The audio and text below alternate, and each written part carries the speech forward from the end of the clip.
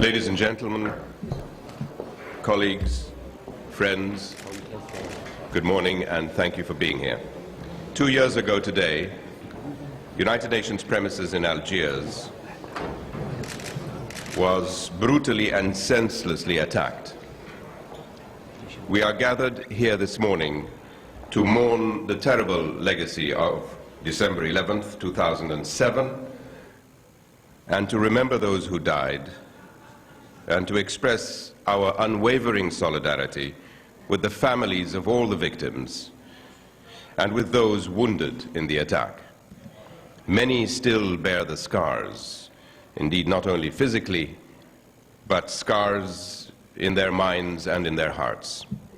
United Nations staff from across the system, there were 8 agencies, funds and programs affected by this attack, continue to serve in dangerous missions around the world, despite December 11th, because we understand that the United Nations exists to serve the vulnerable.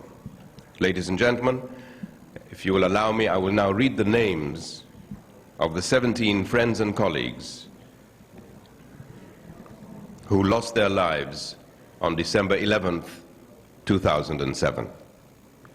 These names will not be forgotten. Mr. Mustafa bin Bara, United Nations Population Fund. Mr. Karim bin Tabal, Office of the UN High Commissioner for Refugees. Ms. Saadiya Bousilham, United Nations Development Programme. Ms. Hind Bukrufa, United Nations Development Programme. Ms. Samia Hamoutin, United Nations Development Programme. Mr. Shadli Hamza, United Nations Development Programme. Mr. Abdirahim Hanish, International Labour Organization.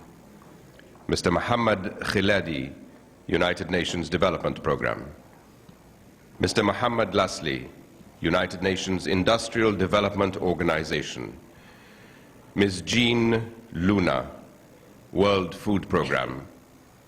Mr. Babakr Ndiaye, United Nations Department of Safety and Security.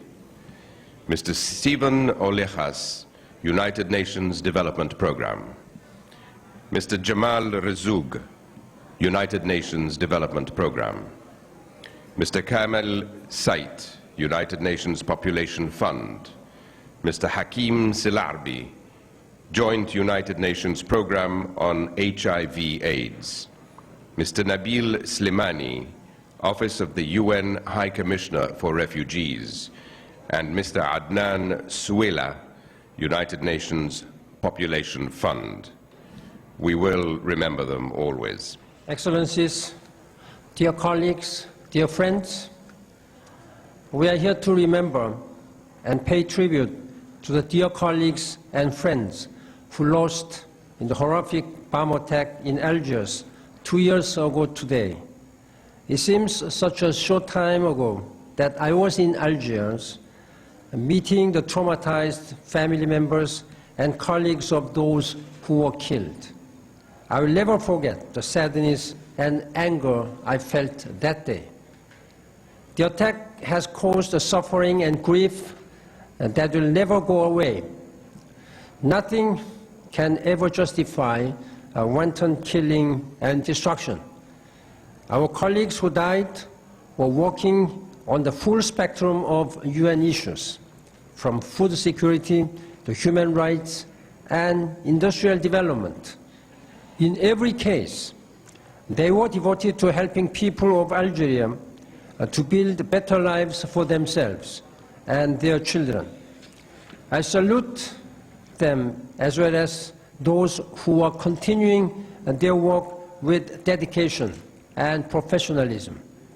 It is by persevering in the face of such adversity that we demonstrate yet again the greatest strength of the United Nations, the commitment of our staff. Ladies and gentlemen, the attack in Algiers, the bombing in Baghdad in 2003, and this year's horrific killings in Afghanistan and Pakistan point to a truth that we must face. The United Nations is now a target of all these terrorist groups.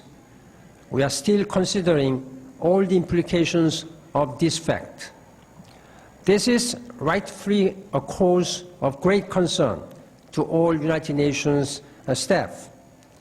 I'm working with the Department of Safety and Security and with member states to ensure that you have the safest conditions possible in which to live and carry out your important work.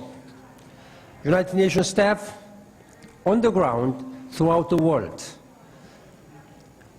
not to benefit one group or another, but to strive for global peace and security, for human rights, and for development for all the world's people.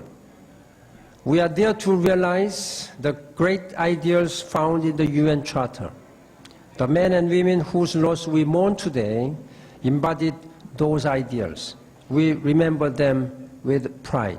Thank you very much.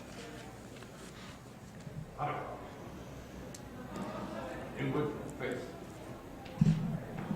Ready?